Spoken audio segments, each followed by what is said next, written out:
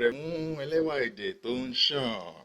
Bọ̀wọ̀ fún baba ńlá rẹ, igbá robo tó ń yípo, òkè òun ilẹ̀, agbede méjì ọ̀tún òun òsì. Iṣẹ́ tó tayọ ló ń bí ìtàn tó nítumọ̀.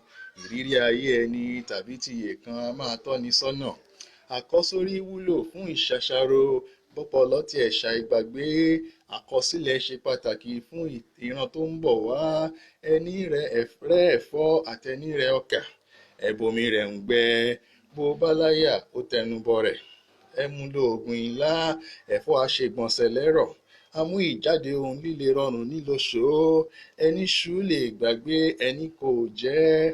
Ohun kan ládìyẹ, ohun ẹyẹlé ń jẹ. Kágbàdo àtọkà ó tó dé. Ẹ̀fọ́ dùn jọkà, ewébẹ̀ pàtàkì àfi fọ́kọ mu. Ẹ̀kọ ló ń jẹ Òṣogbo. Iyán ń tèkìtì, ọkà ń tọ̀yọ́. Láfún ohun ègbodò, bójú tó ohun rà lọ́jà. Kò má mukun mẹ́kọ, àmúlùmálà ayédèrú ti rúpọ̀ mọ́gìdì. Ẹmu, ògì àtoyin, ìmọ́tótó fẹ̀mí gígùn. Àtẹ́wọ́lára ìfúnpá níye kan. Ṣàbójútó ọgbà irúgbìn fún ìdánilójú ohun àfisẹ́nu. Ìrúbọ ó kéré tán ẹ̀ẹ̀mẹta lóòjọ́. Àtẹ́wọ́lógún tẹjúmọ́là kì í tan ni.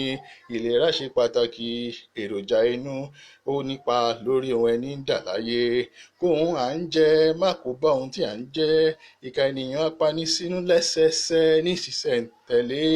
Apani wà nílé lóde, bíkú ilé ò pani tòde tagbára káká. Ṣùgbọ́n afẹ́fẹ́, omi, ilẹ̀ ń dìbàjẹ́ lórí aré. Sípalára ohun ọ̀gbìn àtẹranko. Ènìyàn ò gbẹ̀yìn ní dẹmi ẹni légbodò. A máa yọ́ tórótóró títí bó pẹ́ bóyá ìjàmbá kórajọ. Ẹni borí eré ìje nínú àtọ̀ tó kàn fún ẹyin dọmọ gbinlẹ̀. Ó tún yè nínú àgbàlá lúbú omi lóṣù mẹ́sàn-án. Tó gbọ̀nà ìloro jáde láàyè níbi ìyẹ́ ọkàn tó ṣèrí bọmi lódò ọ̀fìn. Ǹjẹ́ ó yẹ ó tún jìn sọ́fìn májèlé? Má jẹ èlé. Ṣó yẹ ó kú nítorí ẹ̀gbin?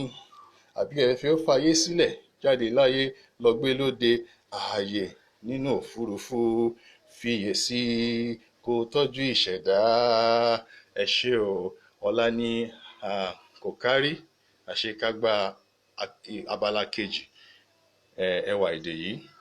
Lẹ́yìn èyí, oṣù méjì tó bá tẹ̀lé ní oṣù kẹwàá a tún máa tẹ̀síwájú. Ó dàbọ̀.